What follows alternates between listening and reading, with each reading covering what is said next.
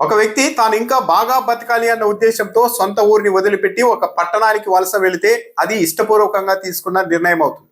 అదే ఒక వ్యక్తి తాను నా ఊర్లోనే బతకాలి, ఇక్కడే బతకాలి అని ఉన్నప్పటికీ కూడా అక్కడ బతికే అవకాశాలు లేక, ఉపాధి లేక, భార్య పిల్లలతో ఏ పట్టణానికో వలస వెళ్ళి అక్కడ నిర్మితమవుతున్న భవనాల దగ్గర కాపలా కార్మికులుగా మిగిలిపోయే పరిస్థితి వస్తే అది విషాదం. 2006కు ముందు ఇలాంటి పరిస్థితులు చాలా ఉండేవి గ్రామీణ ప్రాంతాల్లో.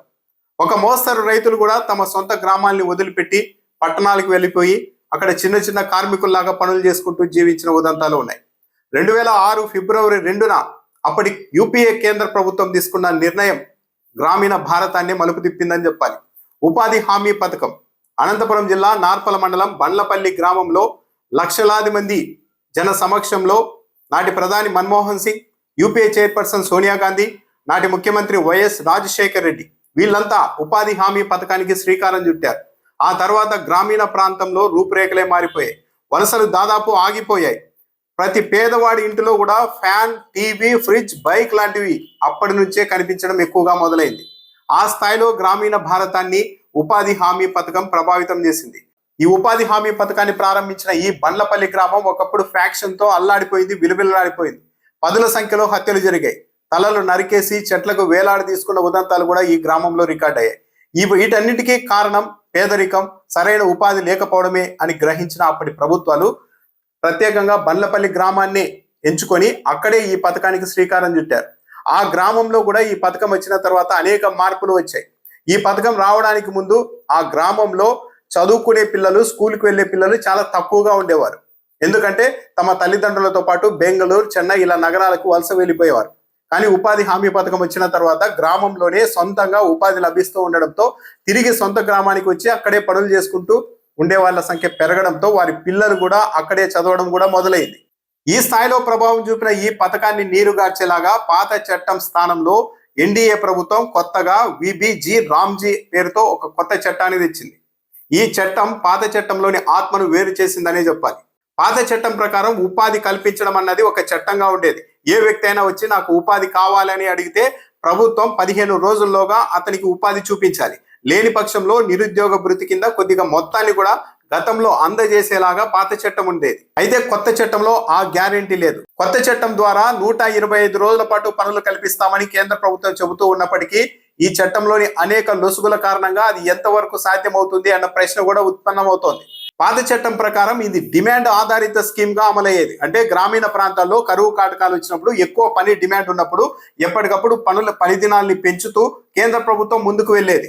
కానీ ఇప్పుడు ఆ పరిస్థితి లేదు. గతంలో కనీసం 100 రోజులు పని పెట్టి ఆ తర్వాత పెంచుకుంటూ వెళ్ళేవారు అవసరాన్ని బట్టి, డిమాండ్ని బట్టి. కానీ ఇప్పుడు 125 రోజులు పని కల్పిస్తామని చెబుతూ ఉన్నప్పటికీ కూడా అది అమలు అంత ఈజీ కాదు అన్నది చాలా క్లియర్ గా అర్థమైపోతుంది. ఎందుకంటే ఇది వరకు చట్టం ప్రకారం ఉపాధి హామీకి సంబంధించిన 90% నిధుల్ని కేంద్ర ప్రభుత్వమే భరించేది. దీనివల్ల రాష్ట్రాల మీద పెద్దగా భారం ఉండేది కాదు. పర్యవేక్షణ చేసేవి రాష్ట్రాలు పోటీ పడి మరి ఈ ఉపాధి హామీ పనుల్ని చేయించుకునేవి, పని దినాలను పెంచుకునేవి మధ్యలో వెళ్ళి. కానీ ఇప్పుడు కొత్త చట్టం ప్రకారం కేంద్ర ప్రభుత్వం కేవలం 60% నిధుల్ని మాత్రమే ఉపాధి హామీ పథకానికి భరిస్తుంది. మిగిలిన 40% నిధుల్ని రాష్ట్ర ప్రభుత్వాలే సమకూర్చుకోవాల్సి ఉంటుంది. అంటే గతంలో 90% నిధులు కేంద్రం ఇస్తుంటే ఇప్పుడు 60% నిధులు మాత్రమే కేంద్ర ప్రభుత్వం ఇస్తుంది. రాష్ట్రం 40% భరించాల్సి ఉంటుంది. ఏపీ లాంటి రాష్ట్రాల్లో అయితే ఇది దాదాపు అసాధ్యమని చెప్పాలి. ఎందుకంటే ఇప్పటికే కేంద్ర పథకాలకు సంబంధించి మ్యాచింగ్ గ్రాంట్ కూడా సమకూర్చలేని పరిస్థితుల్లో ఏపీ లాంటి రాష్ట్రాలు ఉన్నాయి. ఇప్పుడు ఏకంగా ఉపాధి హామీ పథకంలో అమలయ్యే పనుల్లో 40% అమౌంట్ ని రాష్ట్ర ప్రభుత్వమే భరించాలి అన్నప్పుడు ఏపీ లాంటి ప్రభుత్వాలు దాదాపు చేతులు ఎత్తేసే అవకాశం ఉంది. గతంలో రాష్ట్ర ప్రభుత్వాలు 100 రోజుల పని పూర్తయిన తర్వాత మరీ పోటీ పడి మరీ కేంద్ర ప్రభుత్వం దగ్గరకు వెళ్ళి మా రాష్ట్రానికి అదనంగా పని దినాలు కావాలి అని తెచ్చుకునేవి. ఎందుకంటే నిధుల భారం ఉండేది కాదు కాబట్టి. ఇప్పుడు 40% నిధుల్ని రాష్ట్ర ప్రభుత్వాలే భరించాలి కాబట్టి ఇక ఉన్న పనుల్లో కూడా ఈ 125 రోజుల్లో కూడా ఎంత తక్కువగా పనులు జరిగితే అంత మేలు, మన మీద కూడా 40% మేర ఆర్థిక భారం తగ్గుతుందని రాష్ట్రాలు భావించే అవకాశం ఉంటుంది. పైగా కేంద్రం నిర్ణయించిన పని దినాల కంటే ఎక్కువ పని దినాలు పని చేయిస్తే ఆ అదనపు భారాన్ని మొత్తం రాష్ట్ర ప్రభుత్వాలే భరించాల్సి ఉంటుంది. కొత్త చట్టం ప్రకారం కరువు కాటకాలు వచ్చినప్పుడు అదనపు పని దినాలని డిమాండ్ చేసే పరిస్థితులు కూడా రాష్ట్ర ప్రభుత్వాలకు ఉండదు. ఒక రాష్ట్రానికి ఎంత బడ్జెట్ కేటాయించాలి అన్నది ముందే నిర్ణయిస్తారు. ఆ బడ్జెట్ కు మించి ఇక కేటాయింపులు అంటూ ఉండవు. ఒకవేళ పనులు చేసుకోవాలి అనుకుంటే మిగిలిన అమౌంట్ ను మొత్తం రాష్ట్ర ప్రభుత్వాలే భరించాల్సి ఉంటుంది. ఇక్కడ రాష్ట్రాలకు ప్రత్యేక హోదా ఉంటే ఎంత వెసులుబాటు ఉంటుందన్నది కూడా అర్థం చేసుకోవచ్చు. కేంద్ర ప్రభుత్వం తెచ్చిన ఈ కొత్త చట్టం ప్రకారం చూసినప్పటికీ కూడా ప్రత్యేక హోదా ఉన్న రాష్ట్రాలకు ఉపాధి హామీ పథకంలో 90% నిధుల్ని కేంద్రమే చెల్లిస్తుంది. ప్రత్యేక హోదా లేని రాష్ట్రాలకు మాత్రం 60% నిధులే ఇస్తుంది. మిగిలిన 40% నిధుల్ని రాష్ట్ర ప్రభుత్వాలే భరించుకోవాల్సి ఉంటుంది. ఏపీకి విభజన చట్టం ప్రకారం ప్రత్యేక హోదా ఇచ్చి ఉంటే ఈ రోజు ఉపాధి హామీ పథకానికి సంబంధించిన 90% నిధులు కేంద్రమే భరించే పరిస్థితి ఉండేది. కేవలం 10% మాత్రమే రాష్ట్ర ప్రభుత్వం మీద భారం పడేది. వ్యవసాయ పనులు ఉధృతంగా ఉండే సమయంలో 60 రోజుల పాటు ఈ ఉపాధి హామీ పథకానికి విరామం ఉంటుందని కొత్త చట్టం చెప్తోంది. కానీ ఇక్కడ కొన్ని విషయాల్ని గమనించాలి. ఉపాధి హామీ పథకం అనగానే కేవలం పేదలు కూలీలే కాదు, ఈ దేశంలో ఈ రాష్ట్రంలో 80% మంది చిన్న రైతులు కూడా ఉపాధి హామీ పథకానికి వెళ్ళి అక్కడ వచ్చే డబ్బులతో జీవనం సాగిస్తూ ఉన్నారు. ఎందుకంటే పూర్తిగా వ్యవసాయం మీద డిపెండ్ అయితే చిన్న రైతులు బతికే పరిస్థితులు ఈ రోజుల్లో లేవు. గిట్టుబాటు ధరలు లేవు, పంటల దిగుబడులు అంతంత మాత్రమే ఉన్నాయి. చాలా అంశాలు ముడిపడి ఉన్న నేపథ్యంలో ఈ ఉపాధి హామీ పథకానికి వెళ్ళి చిన్న రైతులు కూడా గ్రామాల్లో హోల్డ్ కాగలుగుతూ ఉన్నారు. మొత్తం మీద ఆందోళన కలిగించే ప్రధాన అంశం ఏంటి అంటే ఇప్పటి వరకు ఉపాధి హామీ పథకానికి సంబంధించి 90% నిధుల్ని కేంద్ర ప్రభుత్వమే ఇచ్చేది. కానీ ఇప్పుడు తన వాటాని 60%కి తగ్గించుకొని 40% వాటాను రాష్ట్ర ప్రభుత్వాలను ఎత్తినేసింది. దీంతో రాష్ట్ర ప్రభుత్వాలు కూడా పోటీపడి ఈ పథకాన్ని నిర్వీర్యం చేసే ప్రయత్నం చేయవచ్చు.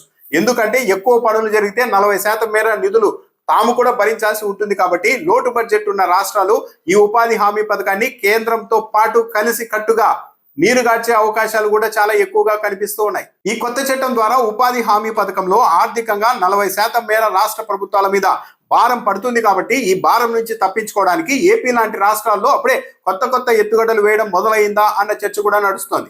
ఎందుకంటే ఈ ఆర్థిక ఏడాది రికార్డు స్థాయిలో దేశంలో ఏ రాష్ట్రంలో లేని విధంగా ఏపీలో ఏకంగా 18,38,000 జాబ్ కార్డుల్ని తొలగించారు ఉపాధి హామీ పథకానికి సంబంధించి. అది కూడా అక్టోబర్ 10 నుంచి నవంబర్ 14 మధ్య ఏకంగా 11 లక్షల జాబ్ కార్డులను రిమూవ్ చేశారు. ఇది రికార్డు. ఆ తర్వాత చూస్తే ఏ రాష్ట్రం కూడా ఇలా లక్షల్లో జాబ్ కార్డులను తొలగించింది లేదు. తెలంగాణలో సెకండ్ ప్లేస్ లో ఉన్న తెలంగాణలో 95,000 జాబ్ కార్డుల్ని రిమూవ్ చేశారు. కానీ ఏపీలో మాత్రం ఏకంగా 18,38,000 జాబ్ కార్డుల్ని తొలగించారు. అంటే ఆ మేరకు భారం తగ్గించుకోవడానికి ప్లాన్ చేస్తూ ఉన్నారా అన్న ఆందోళన కూడా కలుగుతోంది. అయితే ఇంత జరుగుతూ ఉంటే ఎన్డీఏలో భాగస్వామిగా ఉంటూ తన ఎంపీల ద్వారానే కేంద్ర ప్రభుత్వాన్ని నిలబెడుతున్నామని చెప్పుకుంటున్న టీడీపీ అధినేత కానీ, ఏపీ ముఖ్యమంత్రి చంద్రబాబు నాయుడు గారు కానీ, డిప్యూటీ సీఎం పవన్ కళ్యాణ్ గారు కానీ ఈ పథకాన్ని ఈ స్థాయిలో నీరుగార్చడం సమంజసం కాదు. ఏపీ లాంటి రాష్ట్రాలపైన విపరీతంగా ఆర్థిక భారం కూడా పడుతుంది. మళ్ళీ కరువు కాటకాల సమయంలో వలసలు విపరీతంగా పెరిగిపోతాయి. కాబట్టి దీన్ని సవరించండి, కనీసం రాష్ట్రాల మీద మోపే ఆర్థిక భారాన్నైనా తగ్గించండి అని కోరే పరిస్థితుల్లో కూడా రాష్ట్ర ప్రభుత్వ పెద్దలు లేరు. ఇప్పటికే జిఎస్టీ ద్వారా ఆర్థికంగా మొత్తం దేశంలోని రాష్ట్రాల మీద కేంద్ర ప్రభుత్వం అజమాయిషీ చెలాయిస్తోంది. ఇప్పుడు ఇలా పథకాల్లో కూడా రాష్ట్రాల మీద ఆర్థిక భారం మోపడం ద్వారా రాష్ట్రాలని మరింత బలహీనపరిచే చర్యగానే దీన్ని చాలా మంది చూస్తున్నారు.